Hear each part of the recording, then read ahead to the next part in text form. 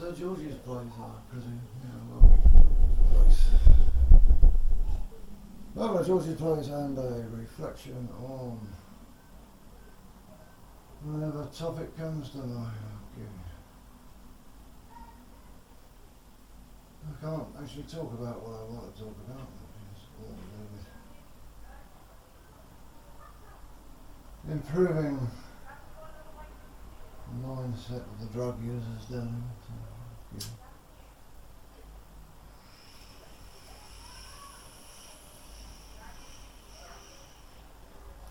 Oh, dogs win anyway. Oh, dogs win anyway.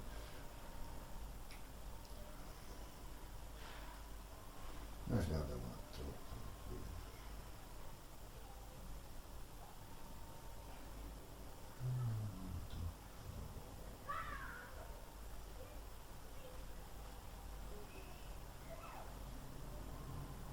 The idea is over the years I started talking to my pipe. Suddenly some of it seems a bit clever, so I thought I'd record a bit. See if it really is as clever as I thought it would be.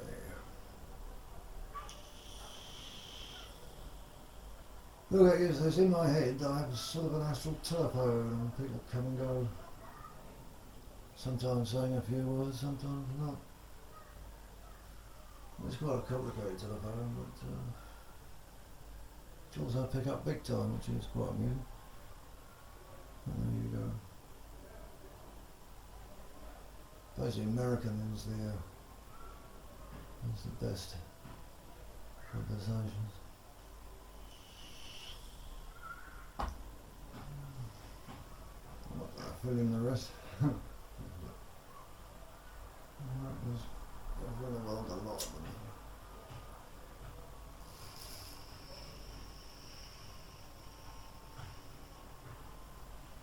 them. As for Iran, well, before the clerics somehow illegally rigged the election, with the army's help, I think that's right, most of Iran was Western orientated, and there was a huge outcry when the clerics closed down the internet and started arresting free speech and other such things.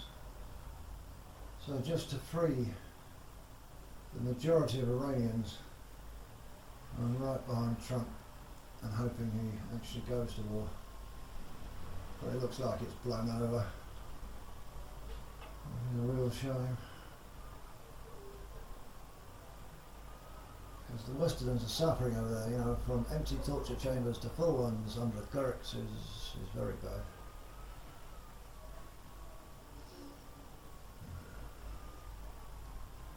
Yeah, I think a measure of a humane society is indeed its torture chambers, and yeah, I tend to lose my temper a lot about anything that says otherwise. But we've got to do business with them.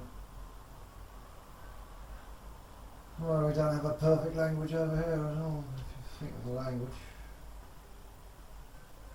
knowing our language from afar. Otherwise we won't be able to do any business, and we won't be able to make any money. The life expectancy will drop, etc. But then, there again, there's another story in there about money, I'll tell you in a minute.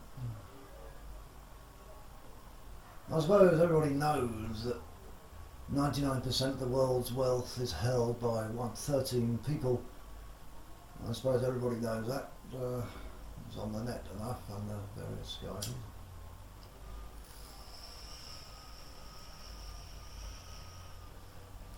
And the amount of rage directed at them is huge. But nobody has seemed to notice that each country in the Western world is steadily creeping into more debt. I don't care which country you point at, their national debt is going up. So no matter what you do, what we do, you know, even under austerity we got an extra In England we got an extra, what was it, £500 billion added, and that was trying to save a steer. That's hilarious, huh? But there's hope yet, because if we examine the word default, as in a unified default, assuming our leaders talk to each other about their national debt, they could all agree to default on the same day, which would mean having to nationalise various bits and pieces, and that would indeed drop those 13 rich people right in it, because every government on earth would indeed be against them and refusing to pay them and having to nationalise things in order to pay the wages, etc., etc. Of course it would be a bit chaotic, but I regard it as a hopeful ending to an impossible equation that these few rich people force us all to be slaves forever and ever, because we're working far too hard for our own good. In this new war of production, Chinese imports and American imports, etc. You can overwork your workforce and end up producing that sort of trash. So there you go. I look forward to a future where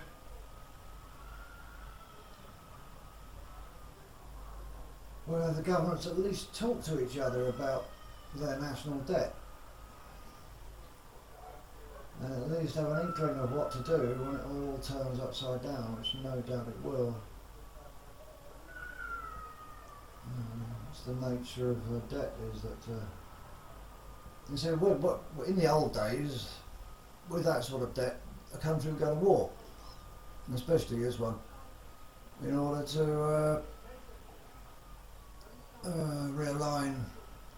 War is actually good for the economy, because everybody starts working harder, but they can't anymore because of the deterrent. And I used to be anti-nuke completely, but having examined the deterrent a lot, the nuclear deterrent, the war the rich people are relying on having to solve their problems, I mean it, they're actually relying on a series of huge wars, not small ones, isn't going to happen, which is virgin territory. So I'm hoping that in this virgin territory the leaders manage to talk to each other about what they do with their debt, because it certainly is a new one to the powers that be, that they can't go to war when they want to. They can hold small little police actions, but they're not going to get a world war without ending the world, and I hope none of them are mad enough to do that. I'm mad enough to end the world, but I hope they aren't, and I hope our rulers aren't. So, well, that's basically worth talking about if you ever got time to talk. There should be what to do with the deterrent website out there somewhere.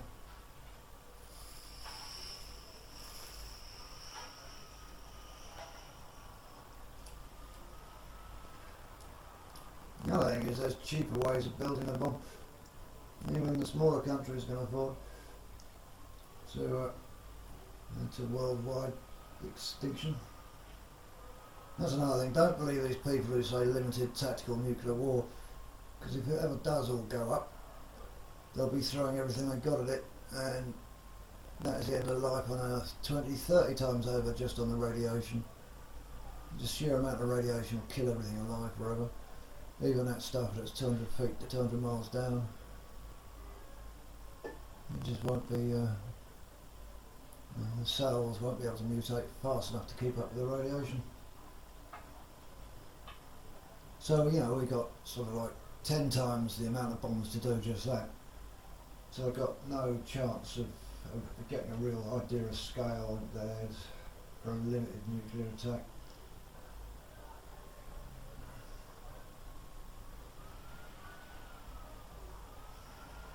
It's so frightening that the deterrent is unpopular. You know, most people react against what's frightening, but just for once, it's maybe that frightening is also that good for the anti-war movement,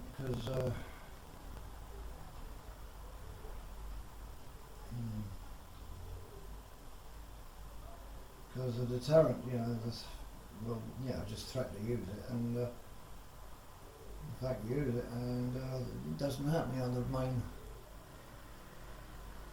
any advantage gained from having a war is gone. So economically and monetarily, a war, you can't hold a nuclear war. Is what I rely on. Really saying it's a deterrent. Of course, maddeningly and dramatically, you could of course have a nuclear war that ends all life on Earth, but a bit worried about Boris there being absolutely completely dramatic. Theatrical and all the rest of it. Oh, well, there you go. You've probably heard this story before, but I thought I'd put it on the net in case you haven't.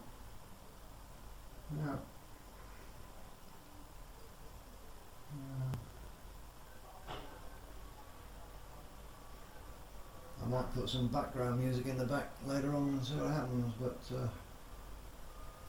I suffer technical problems with my kit. The evil Murphy and me seem to create havoc with some quite nice machinery.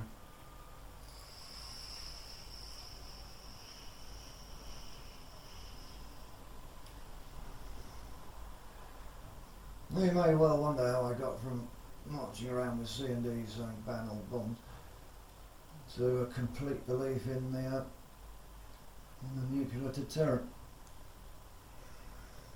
And I hate to tell you, my only reason is indeed the mass default of the monetary system. Otherwise I'd be back out there.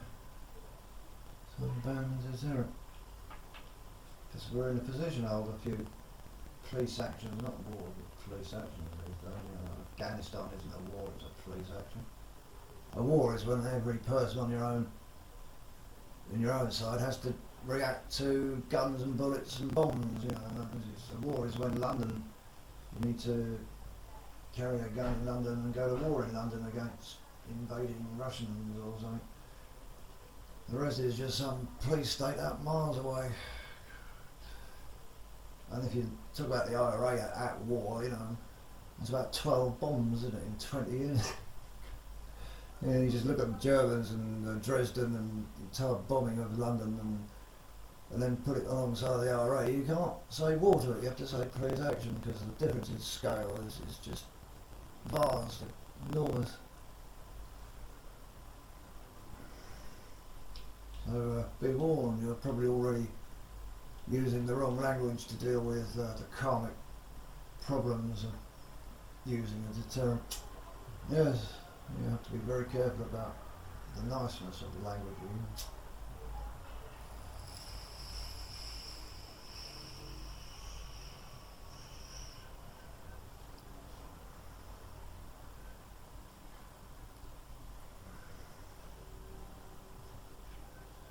I've got a few more secrets to admit to, but affect my reasoning, but I'm not going to. I've kept them quiet for 40 years. I can keep them quieter, I suppose.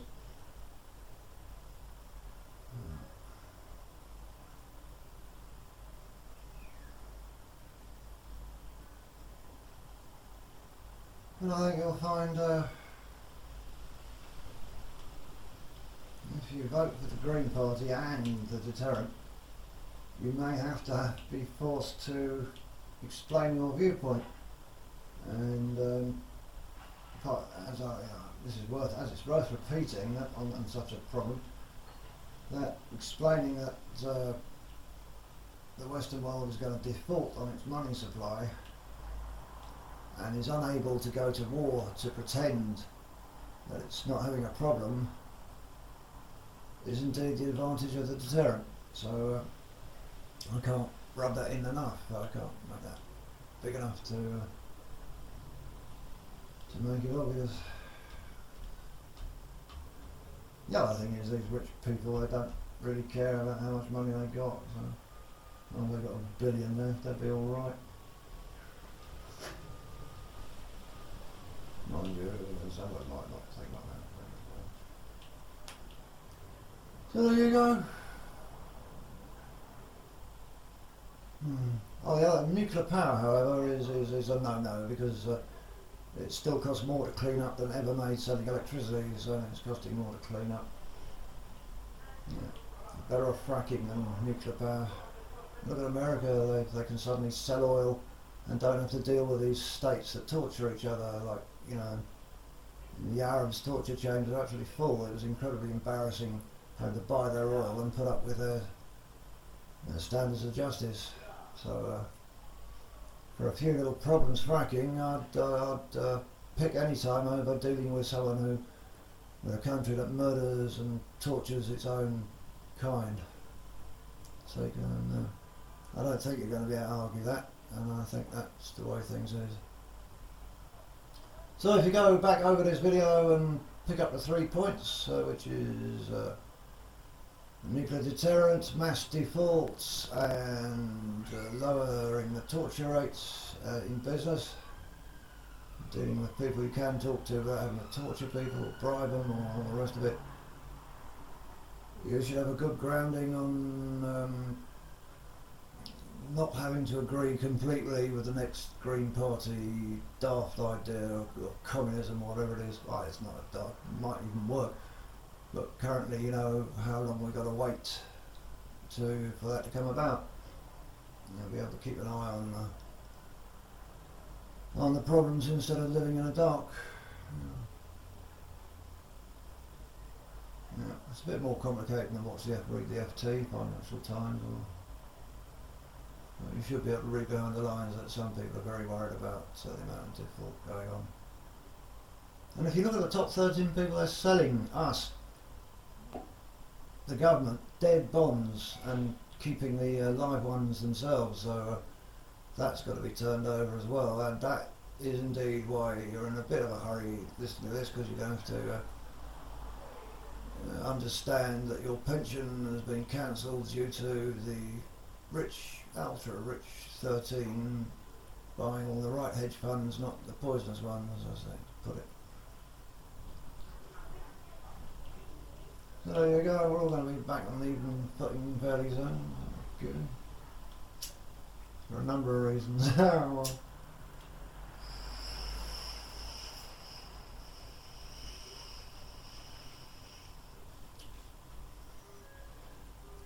yes, this conversation that I put together took a lot of thinking and trial runs and everything to put a happy ending in there, and that's why it's up, because the 13 in control will insist on going to war, and I'm insisting on a happy ending when they get nationalised, so amongst other things. And we start to deal with the right countries that are energy sufficient, instead of having to deal with these murderous buggers and ending up with their thought processes. So there you go. Yeah, I finished my pipe. So there you go. Pipe, carpet, slippers, and a speech. Pipe, carpet, slippers.